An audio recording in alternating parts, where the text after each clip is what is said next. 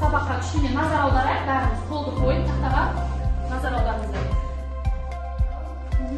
Екі артқа жақ, оң жақ және сол жақ. Тағы,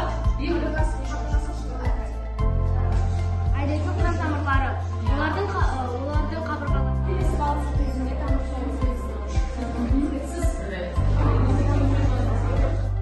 бір-біріне беріп. Так, бастаймыз.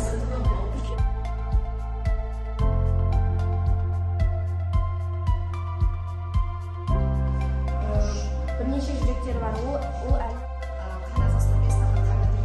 Қазір мына жерде біз шаянды алып қойғанбыз, бірақ шаян бұлтылдақ денелерде жатқан олардың ең көбісін барлығын бүкіл жаңа жануарларда қаны бар, қан айналымы бар жануарлардың ішіндегі ең жүрегі дамыған осы сүтқоректілердің ішіндегі жануарлардың жоғарғы сатысында тұратын адам. Жүрек 4 камералы болады, жоғарғысы 2 құлақша, оң құлақша, сол құлақша.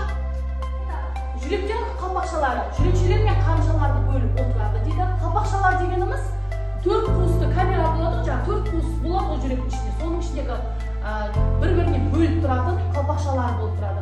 Қанның бір бағытта қамтамасыз айналып отыру қамтамасыз етеді. Мысалға, біздің ағзамыздағы қанның бастауы осы жүрек